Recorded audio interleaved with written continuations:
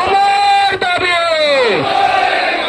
আমার দাবি, আমার দাবি, আমার দাবির ন্যায্য দাবি, আমার দাবির ন্যায্য দাবি। We want justice. We want justice. We want justice. We want justice. আমার দাবির ন্যায্য দাবি, আমার দাবির ন্যায্য দাবি। এবার ভয় করব লাগিব আমি হ্যাংদাং লোৱা নাই, প্রথম দিনাই কৈছো আমি হ্যাংদাং লোৱা নাই, কিন্তু আমাক হ্যাংদাং লবলৈ যদি বাধ্য কৰে কিন্তু আমি লবলৈ বাধ্য হম। আছে হ্যাংদাং লোৱা নাই, আছে হ্যাংদাং লোৱা নাই, আছে হ্যাংদাং লোৱা নাই। এই চুই চলিছে, এই চুই চলিছে, আমার সংগ্রাম চলিছে, আমার সংগ্রাম চলিছে, আমার সংগ্রাম চলিছে। আমার দাবি ন্যায্য দাবি, আমার দাবি ন্যায্য দাবি, আমার দাবি ন্যায্য দাবি। ইনকাব জিন্দাবাদ, ইনকাব জিন্দাবাদ, ইনকাব জিন্দাবাদ। এবার কর্মচারী হন্তা জিন্দাবাদ,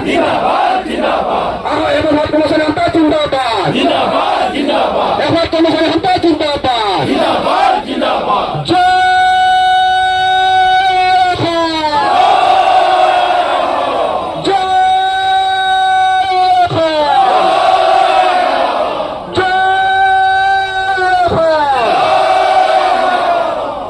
ধন্যবাদ।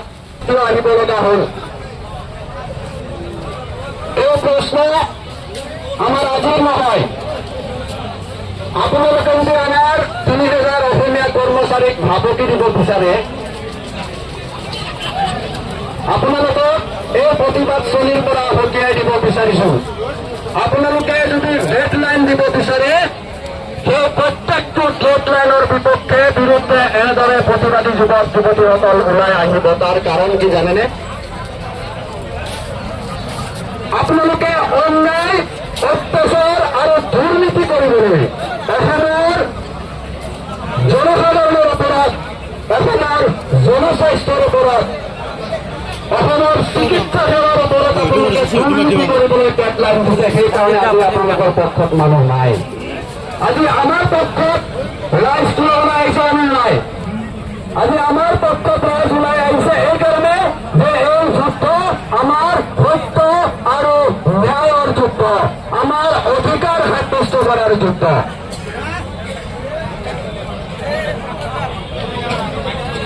আজি আমাৰ এই যুদ্ধ ন্যায় আৰু অধিকাৰ সাব্যস্ত কৰাৰ যুদ্ধ, যাৰ বাবে এই যুদ্ধত প্ৰতিজন অসমীয়া খিলঞ্জীয়া যুৱক যুৱতীসকল আজি নিজৰ প্ৰাপ্য অধিকাৰ বিচাৰি ওলাই আহিছে।